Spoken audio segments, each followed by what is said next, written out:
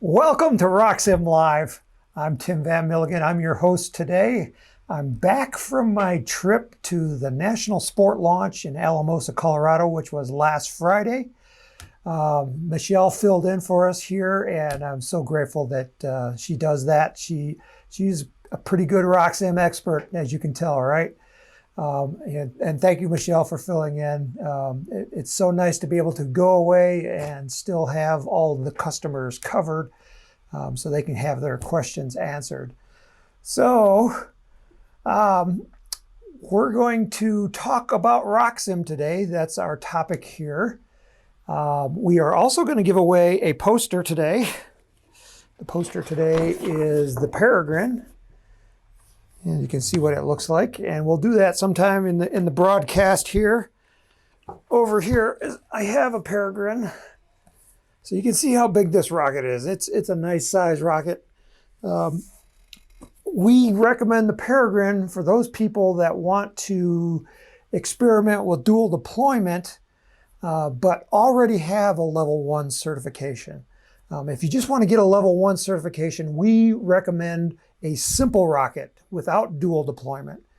And then once you get your certification, then go ahead and try to start experimenting with dual deployment. And that's where the Peregrine comes in. And if you want to go for a level 2, then we suggest the Katana, not the Peregrine, because the Katana has a 54 millimeter engine mount. And we like the larger diameters because they give a slower, more gentle lift off, and it's not so hard. You know, it's not like hitting it with a hammer and knocking things off. So if you want to go for a level 2, we suggest the Katana, not the Peregrine. Although it could be used for a level 2, but we try to push people towards, something that's designed specifically for, doing a level 2 attempt. So let me go to over here I have a monitor which I am looking at, acknowledging people as they come in. We have Brian Barbalis coming in. Ronald Zacher, it's good to see all those people here. We got 11 people so far. That's really cool. So go ahead and start typing your RockSim questions, because that's what we're here for. We're here to answer RockSim questions. I do have a list of questions that I can go to. We have Elizabeth in here in the room too. Cool. Hello, Elizabeth. How you doing? So I'm going to start with one of my questions since I don't have any questions on a monitor. So today I have a special treat for you. I am going to be working in RockSim 10.3, which you don't have. Let me turn on my camera here. Currently, the version that we have out is RockSim 10.2. But we're getting close to releasing 10.3, so I'm going to kind of give you a little hint of what's coming, and at the same time show you, what RockSim is all about. So in 10.3, we had to fix some bugs. One of the bugs was, for some reason, exporting out an STL file for doing 3D printing. Somehow that got turned off. So we're going to turn it back on in 10.3. And because when we screw up, what my philosophy is that I'm going to give you something extra. It was our screw up, not yours. So, and it is a chore to upgrade the software. So that's another reason why we want to give you something extra. And so what we giving you extra in 10.3 is the new features in addition to the bug fixes that we changed.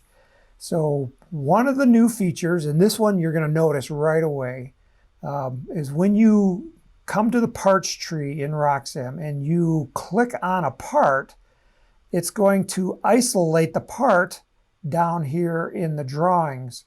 So if I click on the engine mount tube, you can see it kind of ghosted everything else except for the engine tube here in the back. So the engine tube is shown. So let me click on the fin. You can see now the engine tube is ghosted, but the fins are highlighted. And we did this because people don't correctly name their parts in the parts tree. So they send me a file and everything is named body tube. And then I got to search and find what body tube are they talking about. So now I can just click on it. I can click on the launch lug and it isolates the launch lug. And also you can actually click in the window itself to find the part in the parts tree. So if, say I want to find that body tube, and so I can come over here and I click on that. That's not it because it didn't highlight it up here. So if I click on it here, oh look, it highlighted it up there. So that is what we wanted to do. And it also does it in the 2D drawing. So if I come over here and click on, select one of the 2Ds, I can either do side view or top view or base view. If I click on that, you can see that since it's highlighted up here, it will be highlighted down here. So I can come over here to the engine mount tube and click on it. And sure enough, I can find it up here on the top. Now, if you highlight something and you don't want it highlighted, you just click off of the rocket.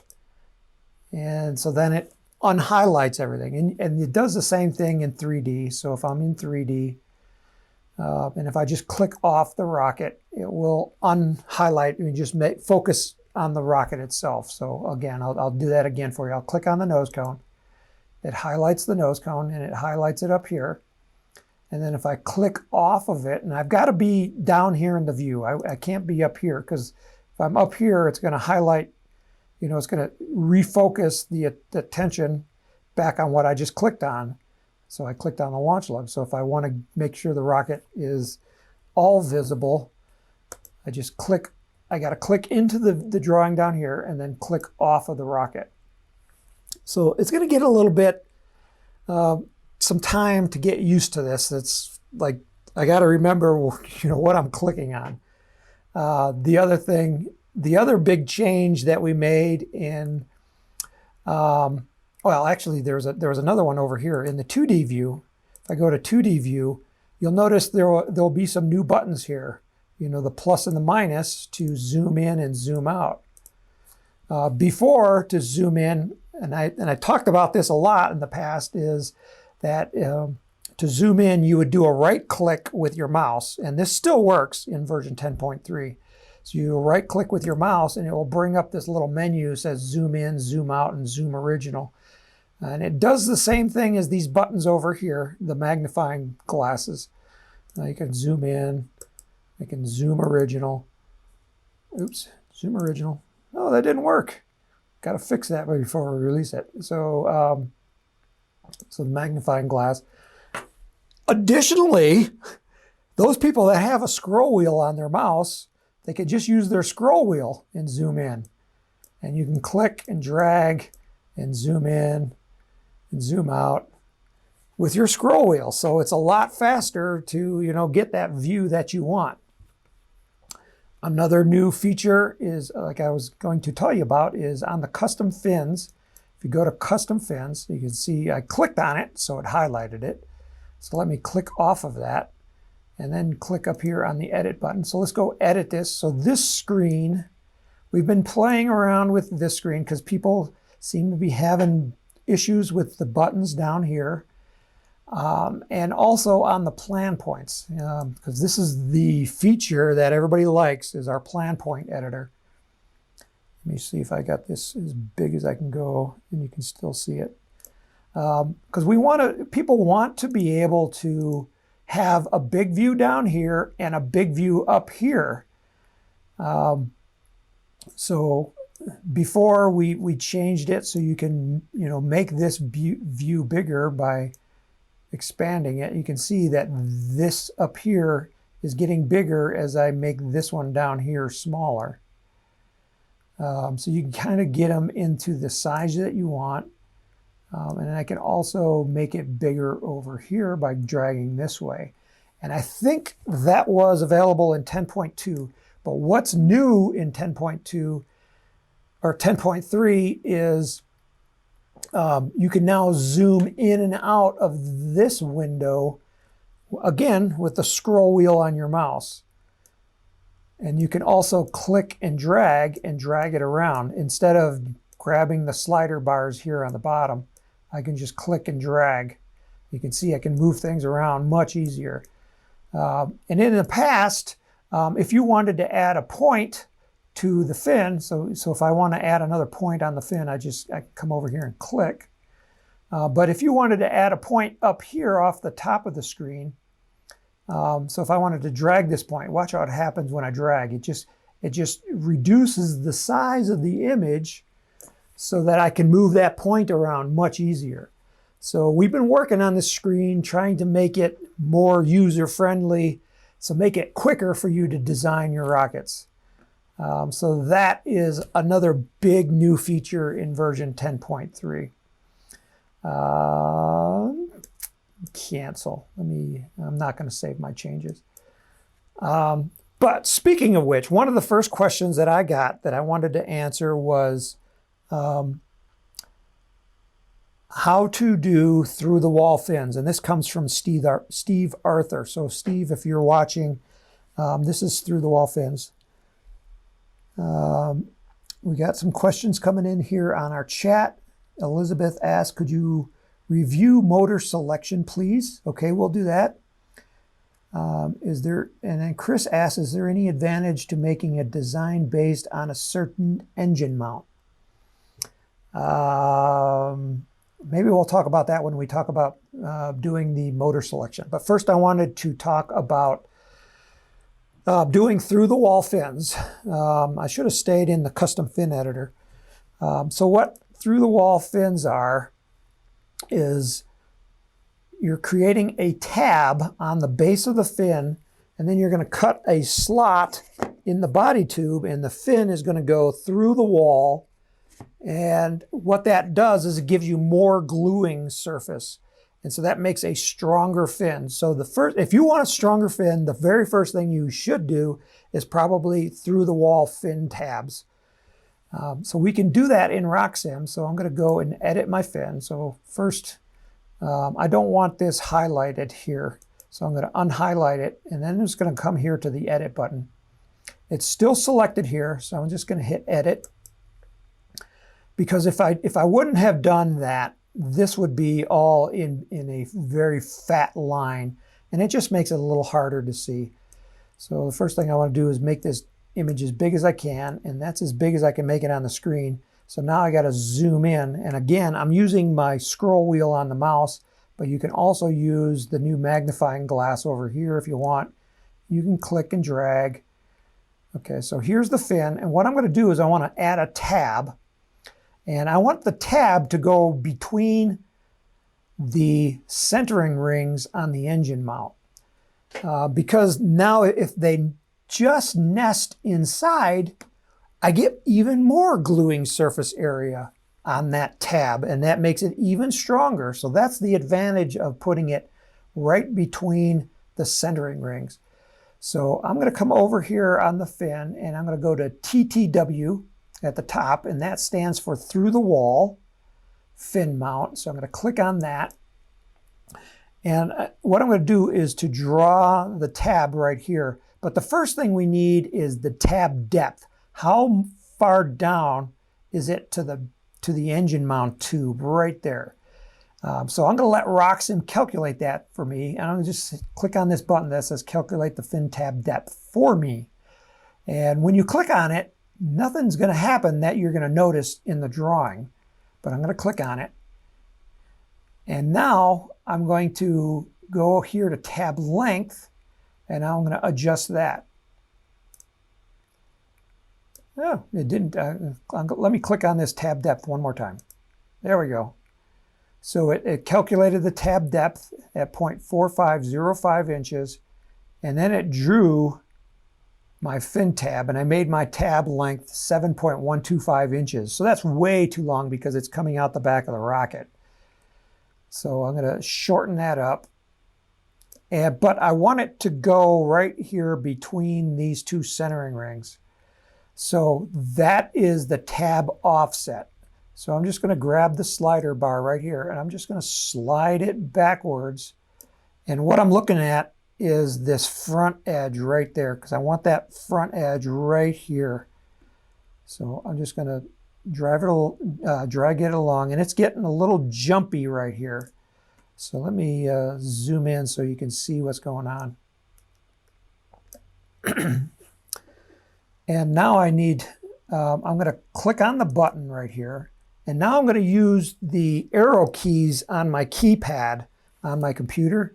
And I'm just going to click on them and see how far it jumps. So it's jumping 1/8 of an inch every time I click on it. So now to fine tweak it, I got to come over here, and I actually got to type a number. So I'm going to try 0.18 inches.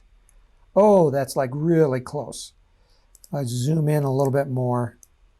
You can see there's just a small gap right here. So it's just smaller than 0.18. So I'll try 0.175 and then hit the tab. 173. Okay, so that's as close as I want to get. I don't want to get it so tight that I can't slide it in. And now I'm going to zoom out a little bit. Here's my other centering ring right here. And so I want to extend this tab to there, and that's tab length. So I'm going to adjust the tab length. You can see it's a little jumpy. So again, I got to use my keyboard, and I'm going to type in 0.4 and hit tab. So every time you hit a new number, you got to hit the tab key. Okay, 0.5 is too much, so let's go 0.45. Oh, that's perfect right there. Let me zoom out. Let me zoom original. Let's just hit this right here until I get it back to the normal view. There we go. So now you can see the this tab. Let me change the color here so that it's a little easier to see. Let me change it to red. So now you can see that tab. It's really nice and nested right in there. So that's the way you would create a fin tab. All right, so now let's go talk about rocket motors, because Elizabeth wants to review rocket motor selection. So we have this kit. This is the Estes Big Bertha, and this is another issue that's in my notes, because somebody said on the kit file that's in the database, you can't add motors. You can't run a simulation. So let's figure out what that's all about. So let's click OK. I'll leave my fin tabs on this. So let's go to flight simulation. So previously we had a C65 run. So to load an engine, you come up here at the top, this button right here. This is prepare for launch. So this is like the base of the rocket. The image, the icon, is the base of the rocket with two arrows pointing down, like pointing down towards the launch pad. So that's what the icon means. So we're going to click on that icon. And sure enough, we get an error that says, in order to run simulations, at least one body tube in each stage needs to be designated as a motor mount. Your current design contains no body tubes. Well, wait a minute here. So if I go to the Design Component tab, it says, hey, I got this engine mount or a tube right here. And if I click on it, it says, yeah, this is a motor mount. So I should be able to load motors in this. So if I click Load an Engine, it brings up my list from the database. And right now, Elizabeth, this is how you would select a motor. It says show only engines that match the motor mount diameter. So our motor mount diameter is 18 millimeters. So it's only showing, my list right now is only 18 millimeter motor mount or engines. So here I can pick a Quest D20, and I can pick a delay and click OK. And sure enough, it loaded the motor in there. Okay, so maybe we can run the simulation now. So let's go back to prepare for launch and click OK. Prepare for launch. Oh, I'm getting this same error message. So what's going on here? So it's given me a little clue. It says in each rocket stage. So I want to come back over here to the design components. Let me close things up here. And we have a sustainer stage and a booster stage. We have parts in the sustainer stage, but no parts in the booster stage. So what RockSim thinks is this rocket is a two-stage rocket. So if it's a two-stage rocket, there should be a motor mount in that lower stage. But we know that the Big Bertha is a single-stage rocket. So what we got to do is convert this back to a single-stage rocket. So to do that, you come over here to the Rocket Design Attributes tab. And to click on this, you got to click on the word attributes. If you try to click over here on rocket or the word design, it won't allow you to click. You got to click on the word attributes. That's a little trick. So notice here it says the number of stages, it's a two-stage rocket. So we need to convert that back to a single-stage rocket. And now when we go to rocket engine selection or prepare for launch, that error message goes away. So now we can run a simulation. So now, Elizabeth, we're going to talk about how to select rocket engines for our rocket. So right now we've loaded an engine, but say you don't know that this D20 would work. So what do? Well, we have this special feature right here called recommend motors. So first I'm going to clear out this motor right here. So I'm going to clear all. So right now, as you can see down here in the bottom, there's no motor loaded.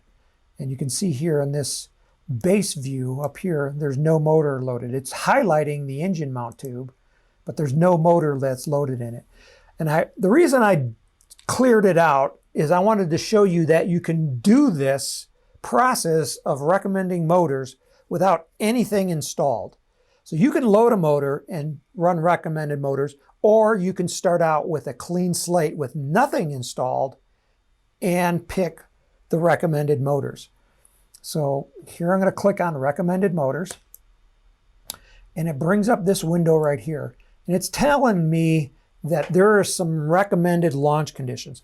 And the reason for recommended conditions is because when you go to launch of a rocket, the actual flight conditions on the day of the launch are going to affect what motors you could put in the rocket. So if it's a really windy day, that's going to affect the flight of the rocket. And then on a windy day, there are certain motors you might not want to use. For example, a low thrust motor, because a low thrust motor is going to weathercock into the wind.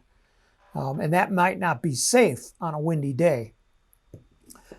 But at this point, you don't really know what the weather conditions are going to be on the day that you go out and launch. So tomorrow I'm going to launch rockets because it's a Saturday and our club has a launch, but I don't know what the weather conditions are. So what we do is we give you some recommended conditions. And then it tells you what these conditions are. So there's an elevation of 700 feet, which is about the Midwest of the United States, maybe, Illinois, Kansas, Nebraska, Iowa, somewhere around there. It's a big part of the country, so we just chose a big part of the country. The wind speed, this 11.733, that's actually equivalent to 8 miles an hour. So there's an 8 mile an hour breeze coming through. So it's a good breeze, but it's not like really strong, like 20 miles an hour, which is the maximum limit under the NAR safety code. And it's not a 0 mile an hour wind either. So it's an 8 mile an hour wind. There's no thermals. The launch angle, we're launching straight up. The temperature is about 59 degrees, which is a standard day, spring day. And the barometric pressure is 1 bar. So those are the recommended conditions. Now, you can use the recommended conditions or you can use your own conditions. So if you didn't like these conditions, so if you got your laptop out on the field, what you would do is instead of over here, the launch conditions tab, the conditions that you have under launch conditions would override these values. And to make sure you're overriding those values, you'd say use my values. and it's going to use the conditions that you have under here for launch conditions. So you would set them up here, and then it would, when you click on use my values, it ignores these and it uses those values. But for right now, I want to use these values. So I'm going to say use these recommended conditions. Now, what it's going to do when you click on that button, it's going to find all the motors that are in the database, all the manufacturers, including Estes, Quest, and even motors that you may not be able to get, like the Klima motors, which are from Germany. You're not going to be able to get that, but it's going to run those simulations. And also engine type, single use or reloadable, you'll grab them all. You can also include motors that are smaller in diameter than what you're flying. On the Estes Big Bertha, you probably wouldn't want to do it because the next size down from 18 millimeters is 13 millimeters, and there's not a lot of 13 millimeter motors that are going to even lift that Big Bertha because it's a big rocket. It's about this size, and I wouldn't recommend putting a 13 millimeter in there. So if you don't know anything about rocketry, just use the defaults. Just make sure that this is not checked. Use all manufacturers, all engine types. And I'm just going to click on the button, and you'll see what happens. Is RockSim is running a whole bunch of simulations, and it ran 23 of them, and now it's rerunning 10 more of them. And then when it's done, it comes up here to the summary screen, and there's two summary screens. There's your simulations, and then there's the recommended simulations that we just did. So these are the simulations that we just ran. And every time that you run a new recommended motor simulation, it's going to take everything on the screen and wipe it and then put in the new simulations that you just ran. Where if you're on the flight simulations, now these are the simulations that you personally ran, it's never going to erase those. But we're just looking at the recommended motors right now. So on this chart right here, Elizabeth, is where you would start what motors that you might use in this kit. So the first thing you want to look for here is RockSim recommended. And anything that is not recommended, you probably shouldn't fly in this rocket. So like the Aerotech C 3.4T, which is a reloadable motor, and it's actually a plugged motor, so it doesn't have delays.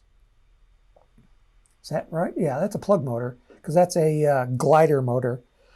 You wouldn't want to use that. And why you wouldn't want to use it, then you come over here to these columns, and it says that this motor, that C 3.4, has an unsafe liftoff speed. And so that's why it failed. So basically it's saying it's lifting off the pad so slow that a gust of wind is going to cause it to go like that real quick, and it's unsafe. So we don't want to fly that motor. So then you could go down the list and see what motors it does recommend. And if you only want to see the recommended motors, come up here to the column header and do a right click on that column header. And there's a choice that says show only recommended motors. And so now if you select that, it purges everything but the recommended motors. So we have an Quest D20, a C18, a C5. But you'll notice that sometimes there's some motors that we know that will work, but the RockSim is saying that you probably might not want to fly them. So let me come back up here. I'm going to right click on this again, and I'm going to say show, I'm going to uncheck that by clicking on it. And so down here, I wanted to show you there was a C6, and it says that it is not recommended either, although it is a recommended motor for the kit. So basically, what RockSim has some predefined conditions on what is safe or unsafe. And the big one is the liftoff speed.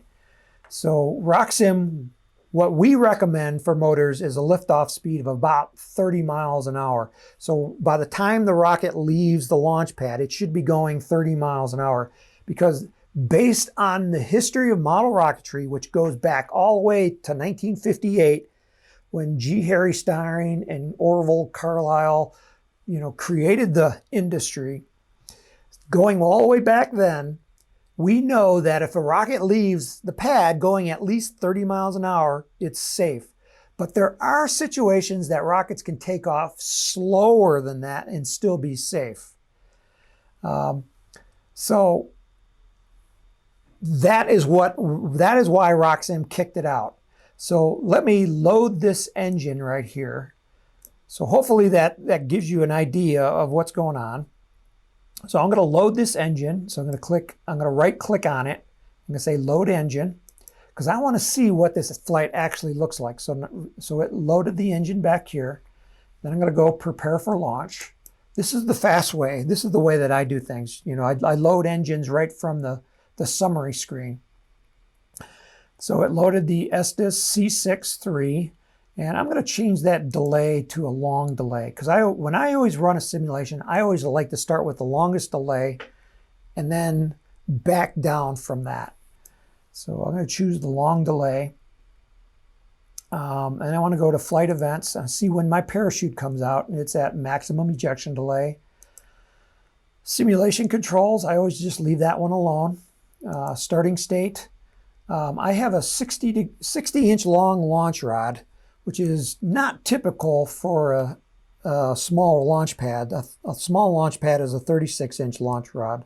So I'm going to change that to 36 inches. Remember, by the time it reaches 36 inches, I want it to be going about 30 miles an hour. It's going straight up.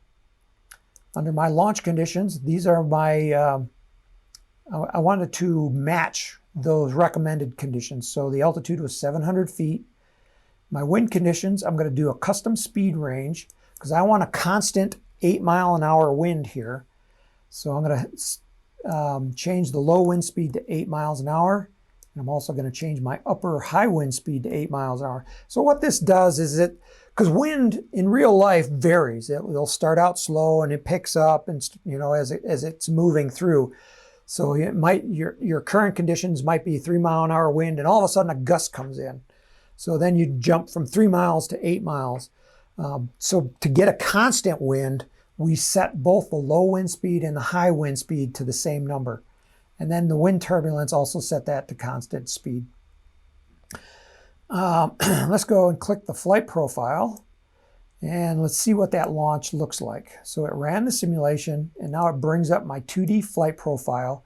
So the rocket is sitting down here on the base of the pad. And I'm going to click the launch button, and I want to see what this launch looks like. So as it comes off the pad, it's arcing over.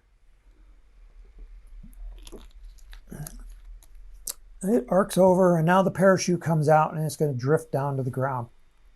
And I'm going to take the slider bar down here at the bottom. I'm just going to speed it up and see where it lands. Okay. So it lands downrange about 255 feet. The thing that I want to look at on this particular view is, does the apogee point, which is the apogee point? The apogee point is the highest point in the flight. This is where the company got the name Apogee, because it's the highest that you can get in rocketry. So here's our apogee point right here. And that apogee point has to be inside of this weathercocking cone. That's what these black lines represent. It's a 30-degree cone that we want our rocket to stay in, so that it's going more up than sideways. If you come over here on that recommended motors tab, you'll see weathercocking. And if it says no, that means that this point right there is on the outside of the cone. And that's a failed flight. So that is also unsafe. So the trajectory here looks acceptable. So I would actually say that this is an acceptable motor, but I want to check one other thing. So I'm going to click cancel, and I'm going to come back to the main summary screen right here. And what I'm looking for is velocity at launch guide departure, which is this last column right here. Let me make that bigger so you can see it. Okay, it says velocity at launch guide departure. So this is the speed of the rocket as it's leaving the launch pad. And I'm in feet per second, so I need to change that to miles per hour. So I'm going to go to my preferences, and I am going to go to units, and I'm going to go velocity. I'm going to change that from feet per second to miles per hour, and click OK. And it switched it back here to miles per hour. So this is actually a good flight. Like I said, my base criteria is about 30 miles an hour. Sometimes I'll fudge. So if it gets down to about 27, I'll say, yeah, that's probably going to be okay. So we got 31 miles an hour. So this is a good flight. So it meets all the criteria. And I am not sure why over here it said it failed. Right here on this roll, it failed at an unsafe liftoff speed, because on this screen right here, it actually shows that it is a safe liftoff speed. I'm not sure why it says it failed. There's one other thing I can check. I can go to the preferences again.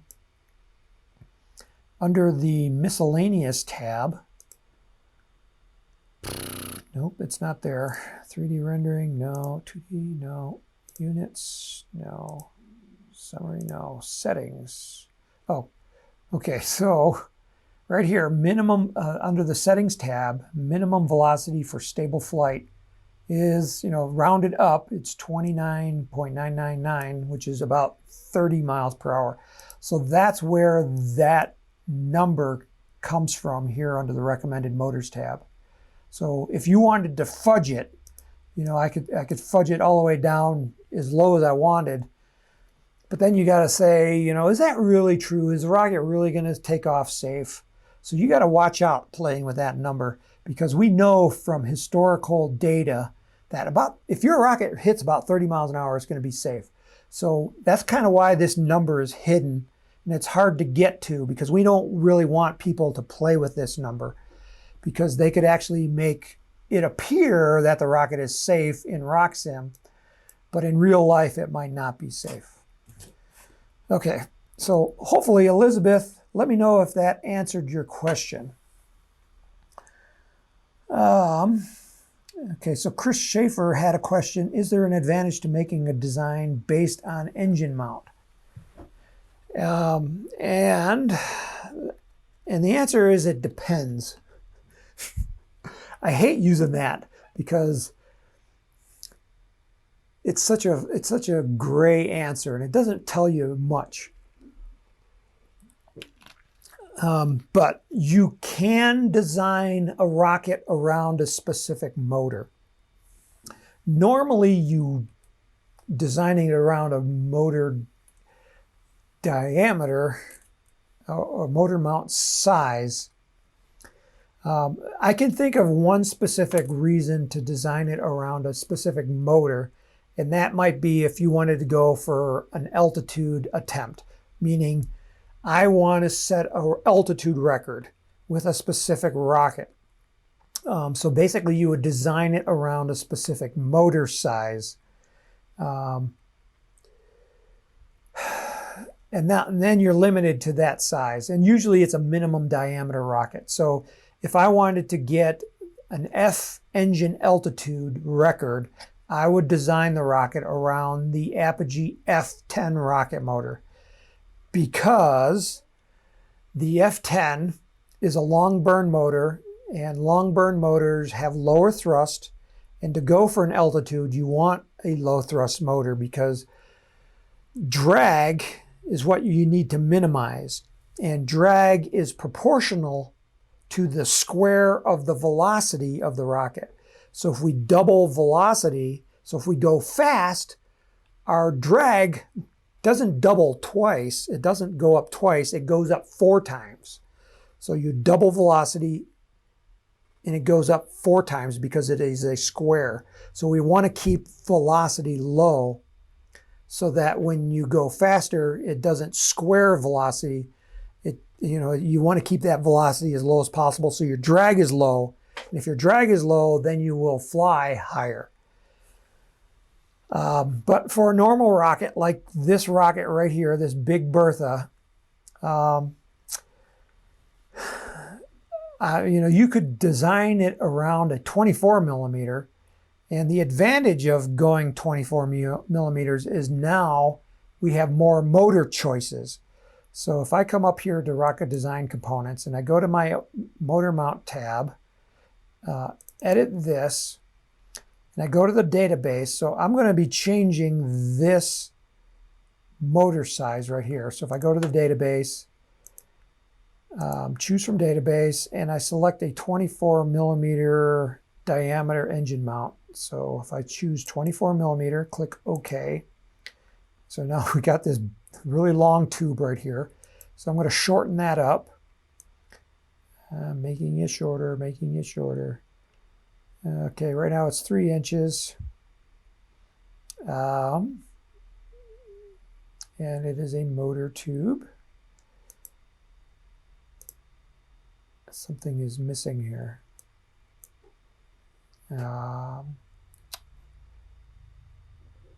Click OK. This is not an inside tube. This is a regular body tube that somehow is shown on the inside, but it's actually not an inside tube. An inside tube, the icon will look different right here.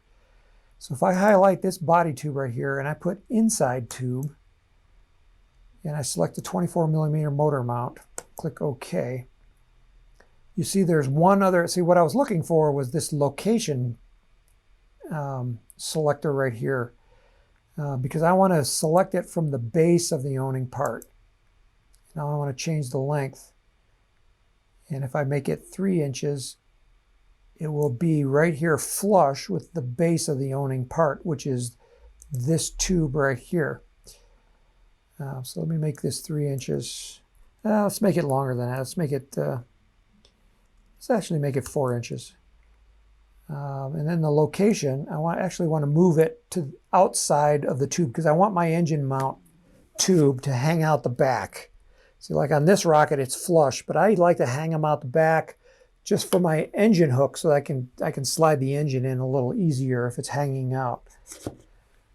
So I'm going to change the location, and since I can't slide it back here using the slider bar, I actually have to type in a number. And it can be a negative number, which is what I'm going to type. So I'm going to type in a negative 0.375, which is 3/8 of an inch. And now it hangs it back out the back further. And I'm going to click OK. And what I wanted to do was I wanted to show you, so here's the first engine mount tube. And here's our new body tube right here. See the icon?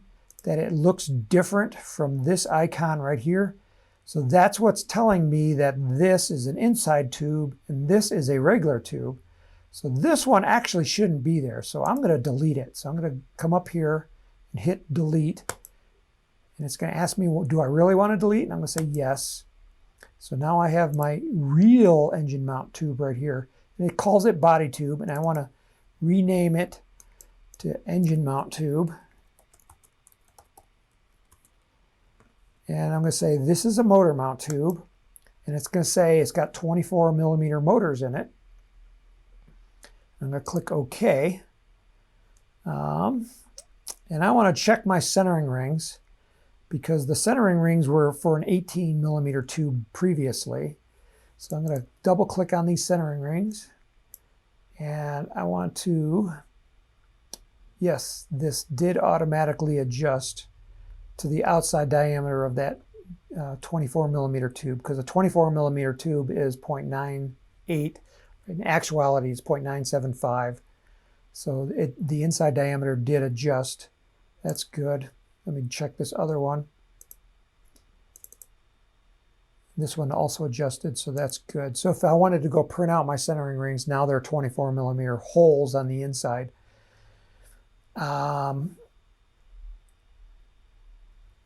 Okay, Okay, so now the advantage, Chris, is when I go to recommended rocket motors. So previously, all these were 18 millimeter in diameter. So if I come up here and I choose recommended motors again, and I'd use include smaller diameter motors too. Now when I run the simulations, and it's going to pop up and it's going to happen really fast. So I want you to see if you can see it. There's 77 motors that it's running now. So that includes 24 millimeters and 18 millimeters because it chooses one size down. And then it reruns a second time some of the motors. And the reason for this is it's finding the optimal delay.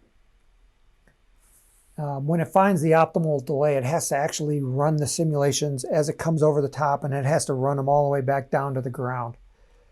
So that's why it's taking a little longer to run the second time through, but it's going pretty quick.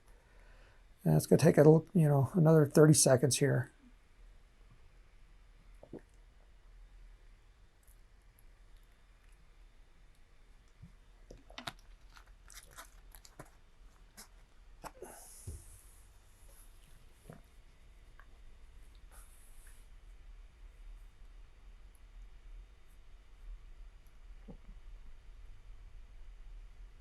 Okay, so now it reran all those things, and you'll notice that my list is completely different from the first time I ran recommended motors.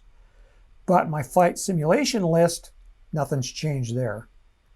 So coming back here to the recommended motors, again, I can sort it, and if I right-click on it, I can show only the recommended motors. And you can see that these are the recommended motors. We did it this way to show only the recommended motors because some people would like to print this list out. So if you go up here to print, and now if you choose recommended motors, ooh, I hit save, not print.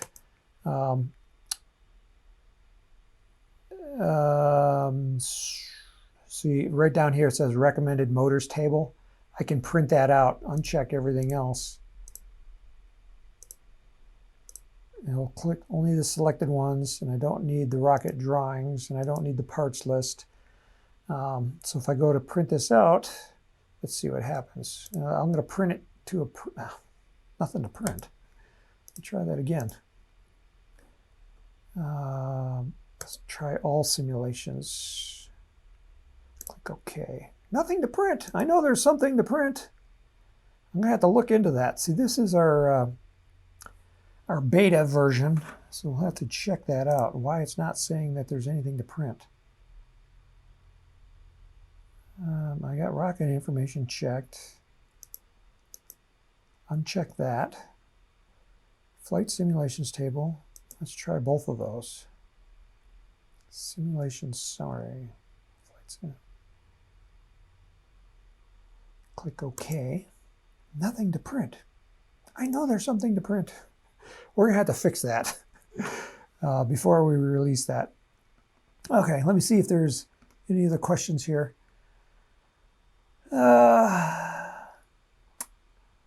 Elizabeth says, thank you, great info. Chris says, interesting, seems counterintuitive. That explanation makes sense. So I'm not sure what he's talking about, but I'm glad it made sense. Okay, so will RockSim let you know if your rocket is, say, too short or too heavy with any given motor? Is that all that is taken care of by the recommended motors? Yes, that's all taken care of in the recommended motors, because that's the purpose of it, is to find out based on the flight conditions that you're launching at. Every rocket is going to be different, and every rocket is going to be different depending on the flight conditions that you use. If you don't know the flight conditions, just use the recommended conditions. Michelle says, you have to highlight the simulations to select what to print. Okay, so let's try that. So under recommended motors, I'm going to highlight all the simulations. So I highlighted the first one, drag all the way down, hit the shift, highlight them all, go to print, and click OK. And it still says nothing to print. It didn't work, Michelle. Let's see, let's try it here.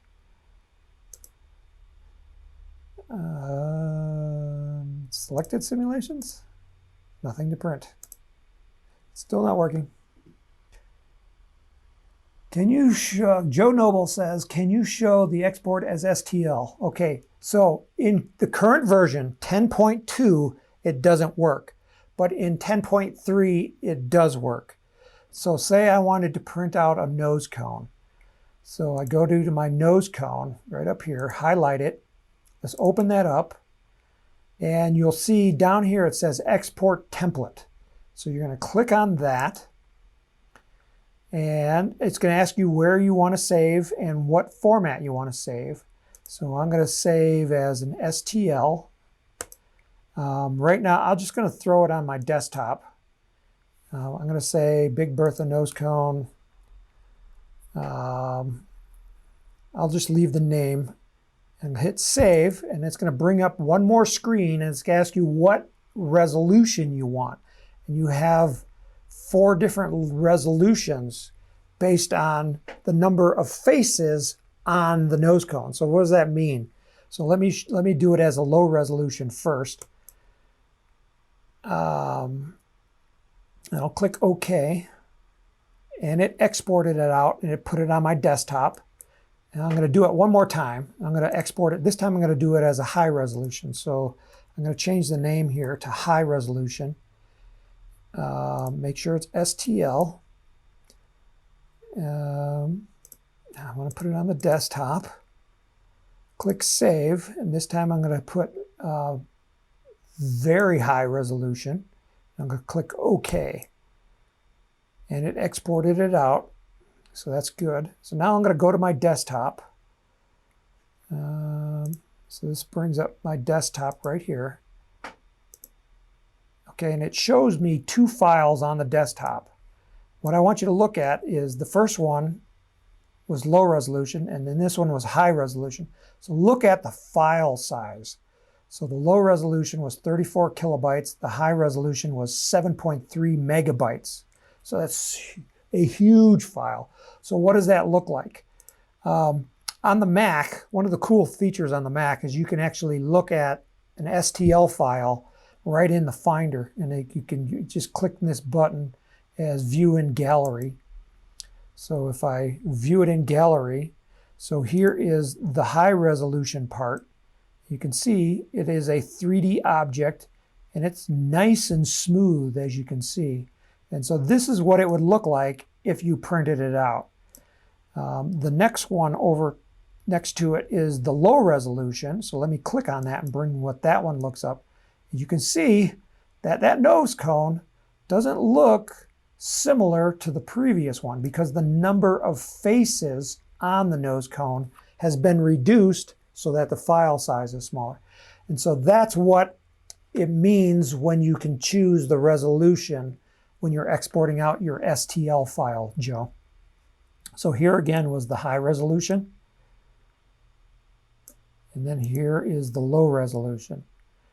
And this is you can see this on a Macintosh. I don't think this is available to see on Windows, but when you actually go into your slicer program and you bring these into your slicer program before you send them to your 3D printer, this is what it would look like.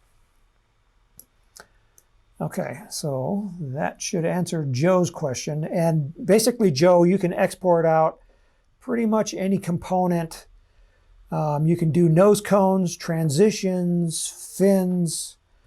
Those are the useful ones. It's not really useful to export out a body tube because you probably wouldn't want to 3D print a body tube because it's very heavy.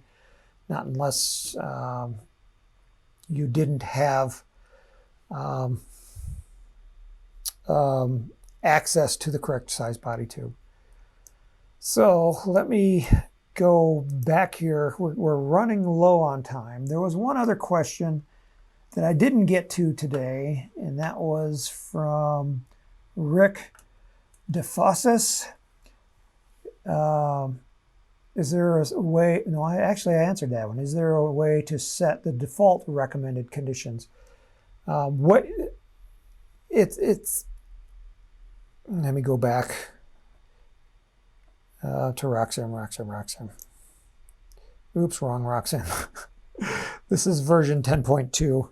I got 3 versions of RockSim running right now. I have 10.2, 10.3, and RockSim Pro. I'm going to just quit 10.2 because I already have 10.3 running. I did have it running. Here it is. Cancel. So what Rick asked was, when you're running recommended motors, can you change the recommended conditions? And I said, yes, you can, but it's not a permanent change. It's only a temporary change. The permanent ones are the ones that we put in here at the factory. But if you want to override those, it's a temporary change, and it's under your launch conditions. So if you change them here, so if here in Colorado, our base altitude here at the launch site that I fly from is 4,500 feet above sea level. And that's what that's the altitude above sea level. So then if I go back here to engine selection, and I go to recommend motors, and I click use my values, that's the new altitude that it's going to use when it runs those simulations. I don't want to click the button again, otherwise it's going to go through 50 or 77, or this time 49 launches. I'm just going to cancel that. Click OK. Cancel that. Click OK. And it did only run, it only got through 1 simulation under the recommended motors. And it was a D15. So there was a question. Rick also asked, can you review saving subassemblies? And since we're running so low on time, Rick, I will write that down. As you can see, I'm writing it here on a piece of paper so that we do it next time. Desfosses subassemblies.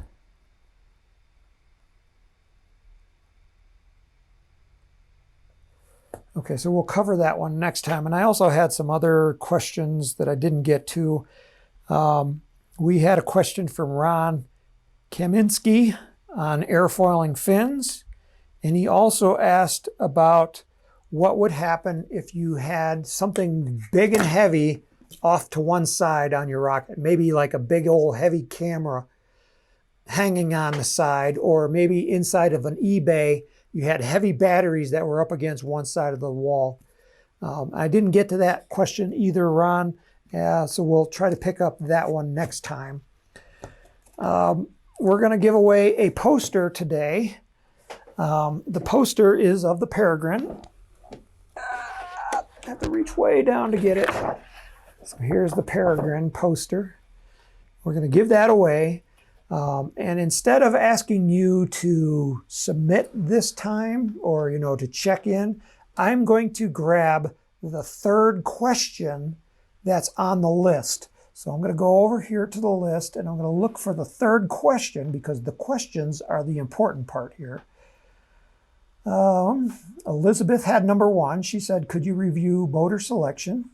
And she had, Chris Schaefer had number 2. Is there an advantage to making a design based on the motor in a certain engine mount? And then number 3 was Rick DeFossis. Can you review saving subassemblies? So I didn't answer the question, but it was the 3rd one. So Rick, you win the poster. And we will send that out. You make sure, Rick, that you contact us using our contact form on our website. So if you come to the Apogee website, so here's our website. Over here on the right-hand side, there is a contact form. You click on that contact form and that will bring up this page where you can leave a message and you can put in your address, Rick, and we will verify it's the real Rick and not somebody else trying to get the free poster, because we'll check on Rick. What else do we have to do today? If you've never used RockSim before, if you're watching this on YouTube, if you come here to the home page, there's a banner bar here at the top. We always leave it up here at the top. If you click on that, you will find a link to download RockSim. So if you click on that, it's going to take you to the RockSim information, and you'll see there's a free trial version right here. So if you click on the free trial version, you can, request that the trial version be sent to you. If you want to know more about how to use RockSim, come up here on our website to How To and Guides. Click on that. Come down to Software right here. Click on that. And then come over here to RockSim How To, and there's How To video tutorials. That's where you'll find a lot of the basic information. The RockSim live training videos, which you are watching right now, are accessed right here.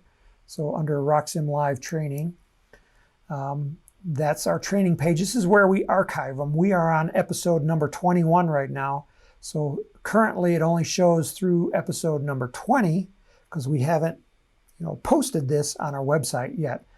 And when you come to these, it will give you a link to the YouTube video, and it will tell you all the topics that we talked about in that episode, along with the time in the video that we talked about it.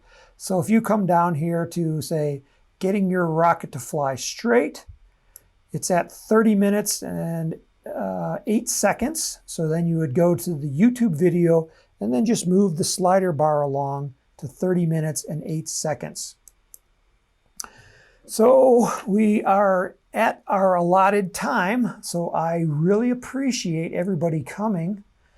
You guys are the reason that I'm here. I really enjoyed talking to you and taking your questions, because it lets me know that people are really interested in the software.